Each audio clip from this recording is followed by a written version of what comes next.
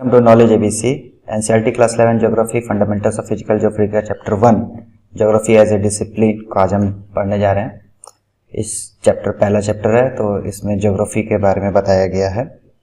आगे देखते हैं। इस चैप्टर में हम लोग सबसे पहले देखेंगे कि हम लोग ज्योग्राफी पढ़ते क्यों हैं, why should we study geography, क्या है, क्यों पढ़ेंगे ज्योग्राफी, क्या है, इसमें पढ़ के हमें क्या मिलेगा, ये सब बारे में हम जानकारी निकालेंगे इसमें से क्या है। तो सबसे पहले हम लोग जानते हैं कि हम लोग अर्थ पे रहते हैं, और अर्थ पे रहते हैं तो हमारे सराउंडिंग से ही हमारी लाइफ इफेक्ट होती है, ये तो फैक्ट बात है। और इसी चीज़ के बारे में हम लोग इस चैप्टर में पढ़ेंगे कि हम लोग की लाइफ इन्वायरमेंट से, हमारे आसपास जो क्लाइमेट है, वेदर है, और भी फिजिकल फीचर जितने में, उससे हमारी लाइफ कैसे इफेक्ट होती है।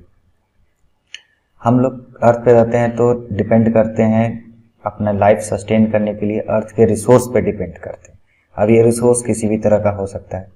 ये हम लोग एग्रीकल्चर के थ्रू अपना फूड लेते हैं, मिनरल्स लेते हैं, अलग एयर से ऑक्सीजन लेते हैं, वाटर लेते हैं, सब इन्वायरमेंट से इंटरेक्शन होते रहता है। इससे हम लोग सस्टेन के लिए पूरे अर्थ पे अर्थ के रिसोर्स पे ही डिपेंड करते हैं। अच्छा, प्रिमिटिव सोसाइटी की बात करें तो जो पुराने ज़माने के आदि मानव जमाने के लोग जो रहते थे, वो लोग तो डायरेक्टली जो सबस्टांस नेचर से मिल जाते थे उसको डायरेक्ट यूज़ कर लेते थे। जैसे कि खाने के लिए अगर प्लांट हो गया, एनिमल हो गया, डायरेक्टली एनिमल्स को किल किया और उसको खा लिया। इससे अब से अगर हम मॉडर्न पीरियड की बात करें तो हम लोग अपना एग्रीकल्चर करके उससे फूड अपना निकालते हैं, उपजाते हैं, उसके बाद उसको हम यूज़ करते हैं। मतलब इसमें हम लोग नेचर के रिसोर्सेज का यूज़ कर रहे हैं। रिसोर्सेज में जैसे हम लोग लैंड का यूज़ कर लेते हैं एग्रीकल्चर के लिए, उसमें हम वाटर डालते हैं, मिनरल्स खाद डालते हैं, हर चीज़ डालते हैं, उससे हमारा एग्रीकल्चर होता है, तो उससे हम लोग का फूड बनता है, वो फूड हम लोग खाते हैं। तो डायरेक्टली नेचर से हम लोग जो फूड, प्लांट्स के फल जो मिलते हैं वो हम लोग नहीं ले रहे हैं, उसमें हम लोग अपना इफर्ट लगा के नेचुरल रिसोर्सेज का इस्तेमाल करके हम लोग फूड प्रोड्यूस करते हैं और उसे फिर खाते हैं।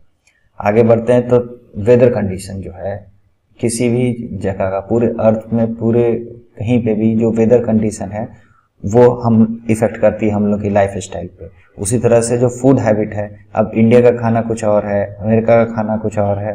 क्लॉथिंग पे अगर ले लें तो जहाँ पे ज़्यादा गर्मी पड़ती है वहाँ पे लाइट क्लॉथ, कॉटन क्लॉथ पर पहने जाते हैं। अगर हम वही बात करते हैं साइबेरिया की, तो वहाँ पे जो लोग हैबिटेड जो भी है वहाँ पे वार्म क्लॉथ पहनते हैं। अंटार्कटिका में जो लोग रहते हैं वो लोग स्पेशल कंडीशंस पे रहते हैं। तो जैसे जैसे लोकेशन चेंज होगा हमारी फूड हैबिट्स भी चेंज हो जाएगी, हमारी क्लॉथिंग पैटर्न भी चेंज हो जाएगी। जो कल्चरल है, जो सोशल ऑर्गेनाइजेशन, कल्चरल डेवलपमेंट, ये भी डिपेंड करता है एरिया टू एरिया। इस सब चीज़ के बारे में हम लोग को ज्योग्राफी में पढ़ना है। इसी सब चीज़ के बारे में हम लोग डिटेल स्टडी करेंगे ज्योग्राफी में। सबसे इम्पोर्टेंट चीज़ ज्योग्राफी का है मैप स्टडी करना। हमें पूरे अर्थ सरफेस का जो मैप होता है, पूरा ग्लोबल मैप जो होता है, उसका विजुअल सेंस निकालना कि इधर इंडिया है, इधर नॉर्थ में ये पड़ेगा, साउथ में ये है, ईस्ट में ये है, वेस्ट में ये है। पूरे मैप्स की अंडरस्टैंडिंग करना, कहाँ पे पहाड़ है, कहाँ पे पठार है, कहाँ पे नदी है, कहाँ पे समुद्र है, ये सब चीज़ की मैप की स्टडी हम लोग ज्योग्राफी में करते हैं। अच्छा, मॉडर्न टेक्नोलॉजी जो आ गई है, जैसे GIS हो गया, ज्योग्राफिकल इंफॉर्मेशन सिस्टम हो गया, कंप्यूटर कार्टोग्राफी हो गया, मैप की स्टडी करना इससे बहुत आसान हो गई है। ये सब कारण से ज्योग्राफी में बहुत ज़्यादा डेवलपमेंट हुआ है। छोटी से छोटी, माइनर से माइनर डिटेल भी हम लोग इस मॉडर्न टेक्नोलॉजी के आधार पर हम लोग निकाल लेते हैं। अब जानते हैं कि ज्योग्राफी होता क्या है। ज्योग्राफी को सबसे पहले इराटोथेसिनिस, एक ग्रीक स्कॉलर थे, 276 से 194 BC के बीच में इन्होंने फर्स्ट कॉइन किया था ज्योग्राफी टर्म को। अच्छा, कहाँ से इन्होंने टर्म बनाया? तो ग्रीक लैंग्वेज का टर्म है जियो और ग्राफोस। जियो का मतलब होता है अर्थ और ग्राफोस का मतलब डिस्क्रिप्शन, मतलब डिस्क्रिप्शन ऑफ द अर्थ। इसमें हम लोग पढ़ते हैं ज्योग्राफी में, ऐसा इन्होंने डिफाइन किया था। तो डिफिनेशन एज ए साइंटिस्ट लोग जो डिफाइन किए हैं इसको है description of the earth as a abode of the human beings. मतलब पूरे अर्थ का ऐसा डिस्क्रिप्शन करना है जैसे वो हमारा घर है ही, उसके बारे में पूरा description of the earth as a home of the human being. Human being हमारे लिए जो एज ए होम, इसके बारे में पूरा डिस्क्रिप्शन जो होता है वही ज्योग्राफी का डेफिनेशन है। Geography derives data from all the natural and social science. जितना भी डाटा इसमें मिलते हैं, जैसे लैंड की डाटा हो गया, एटमॉस्फेयर का डाटा हो गया, ओशन का डाटा हो गया, ये हम लोग नेचर से ही उठाते हैं, क्योंकि नेचर के बारे में ही पढ़ना, पूरे अर्थ के बारे में, हमारे लाइफ कैसे इफेक्ट हो जाती है ज्योग्राफी के कारण, लोकेशन के कारण, अलग अलग जितनी फैक्टर है वो सारे चीज़ें, सोसाइटी के कारण, सब कुछ इसमें हम लोग को ज्योग्राफी होता है। अच्छा, ये काउज एंड इफेक्ट इसमें मेन चीज़ एक पढ़ना होता है जो हर जगह अप्लाई होता है, काउज एंड इफेक्ट। जैसे कहीं पे काउज इफेक्ट का मतलब हो गया कि यहाँ पे कोई भी काउज होगा तो उसका इफेक्ट होगा। अब जैसे कहीं बादल आए कहीं पहाड़ से टकराए तो बारिश होगी, इसी तरह से कहीं पे सुनामी आया तो डिस्ट्रक्शन होगा। हर चीज़ का इसमें काउज एंड इफेक्ट होगा।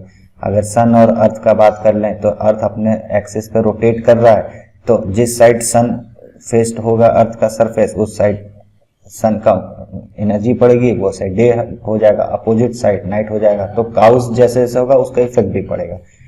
तो ये चीज़ होता है इस पूरे ज्योग्राफी में। Interaction between physical environment and human. इसमें बहुत अच्छा एक पोइट्री दिया हुआ था बुक में। उसमें ये लिखा है कि यू क्रिएटेड द सॉइल। इसमें जो पोइट्री है ये ह्यूमन और नेचर के बीच में जो डायलॉग्स है उसके बारे में ये पोइट्री है। इसमें पोइट्री है, you created the soil, I created the cup, you created night, I created lamp, you created wildness, hilly terrain, desert, I created flower bed and garden. इसमें ह्यूमन और नेचर के इंटरेक्शन के बीच में बताया जा रहा है।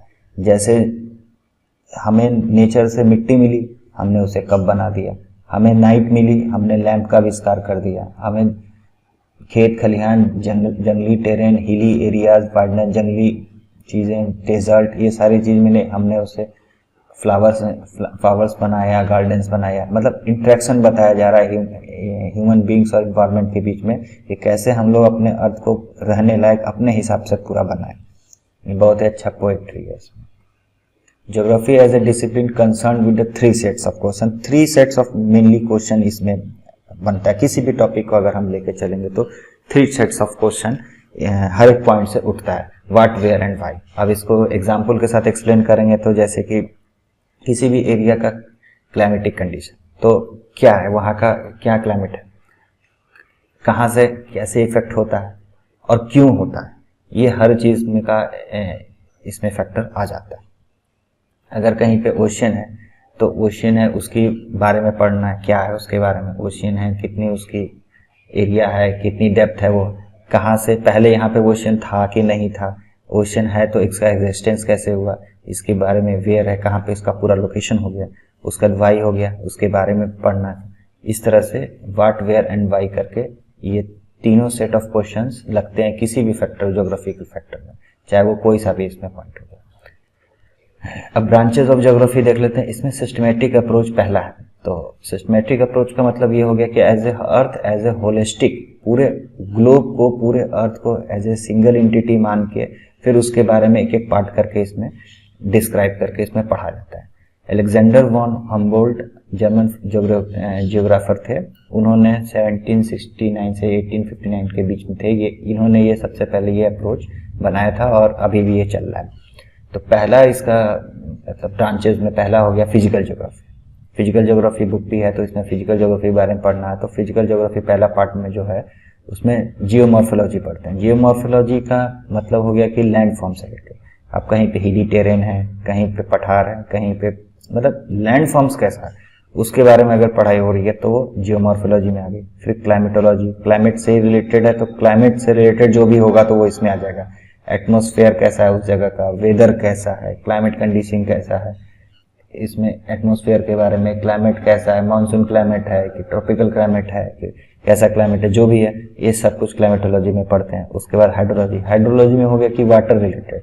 अब ओशियन वाटर, रिवर वाटर, कैसा भी वाटर हो, ये वाटर से रिलेटेड जो भी हो गया, सरफेस ऑफ द अर्थ पे जितने भी वाटर बॉडीज हैं उसके बारे में पढ़ेंगे। उसके बाद आ गया सॉइल ज्योग्राफी, इसमें सॉइल के बारे में पढ़ेंगे, कहाँ की मिट्टी कैसी है, एलुवियल सॉइल है, सैंडी सॉइल है, कैसा भी सॉइल है, तो उसके बारे में। ये सब चारों पार्ट फिजिकल ज्योग्राफी के अंतर्गत आता है और यही फिजिकल ज्योग्राफी पूरा इस बुक में भी पढ़ना है। अगले पार्ट को देख लेते हैं ह्यूमन ज्योग्राफी। ह्यूमन ज्योग्राफी में ह्यूमन से रिलेटेड जो पार्ट हो गया, ज्योग्राफी और ह्यूमन से रिलेटेड जो इंट्रैक्शन है उसके रिलेटेड जो पार्ट बना, तो उसमें पहला हो गया सोशल एंड कल्चरल ज्योग्राफी। इसमें सोसाइटी के बारे में, कल्चर के बारे में, किस एरिया का कैसा कल्चर है, कैसी सोसाइटी है, कितनी पॉपुलेशन डेंसिटी है, क्या है, सब जान। दूसरा है पॉपुलेशन एंड सेटलमेंट ज्योग्राफी, कहाँ की पॉपुलेशन कैसी है, ग्रोथ रेट कैसा है, वहाँ का डेथ रेट क्या है, डेवलपमेंट क्या है, कैसी सेटलमेंट है, ये सब चीज़ पॉपुलेशन सेटलमेंट ज्योग्राफी में हम लोग देखेंगे।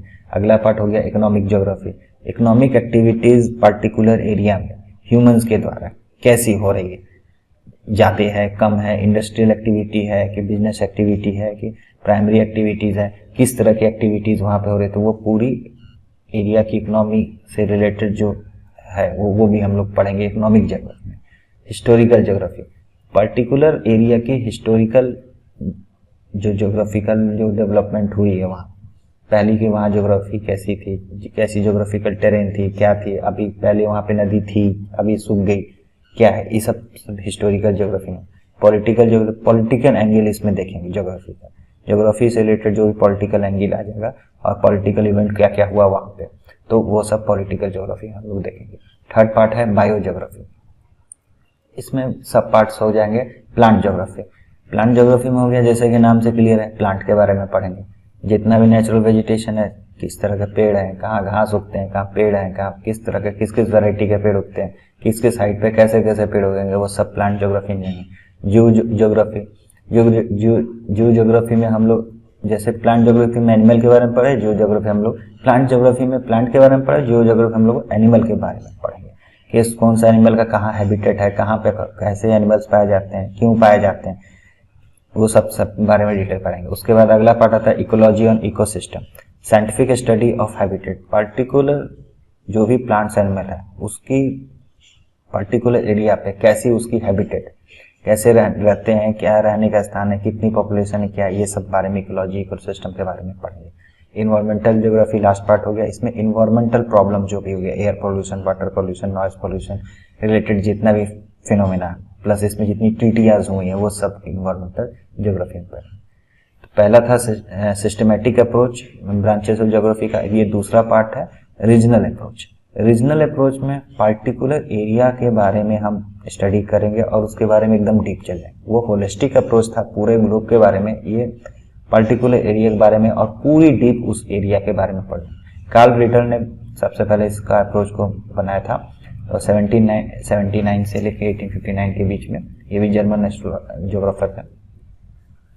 तो पहला इसका पार्ट हो जाएगा रीजनल स्टडी, जैसे नाम से क्लियर है रीजनल अप्रोच है, तो रीजनल स्टडी पर्टिकुलर एरिया की छोटी छोटी macro meso macro regional study करेंगे, सबसे छोटे लेवल पे, मीडियम लेवल पे, हाई लेवल पे, पर्टिकुलर एरिया की, तो रीजनल स्टडी। दूसरा पार्ट रीजनल प्लानिंग होगी, पर्टिकुलर में रूरल एरिया है, अर्बन एरिया है, उसकी प्लानिंग कैसी होगी, ये सब रिलेटेड फिनोमेना इसमें पढ़ेंगे। रीजनल डेवलपमेंट, अब पर्टिकुलर रीजन है तो उसका डेवलपमेंट कैसा है, अब उस डेवलपमेंट पर रिलेटेड में उसकी ग्रोथ कैसी है, सब कुछ उसमें डिटेल उसमें देख लेंगे। उसके बाद रीजनल एनालिसिस, अब पर्टिकुलर एरिया, उस एरिया की मेथड कैसे, डेवलपमेंट मेथड क्या होगी, टेक्निक क्या लगेगी उस एरिया के डेवलपमेंट के लिए, उस एरिया में क्या क्या फिलॉसफीज लग सकती है, वो सब चीज़ रिलेटेड इसमें हम लोग देखेंगे। अच्छा, न्यू मेथड आया ज्योग्राफी में और न्यू टेक्नोलॉजी आई जिसके कारण ज्योग्राफी में काफ़ी डेवलपमेंट इन्हेंस हुआ।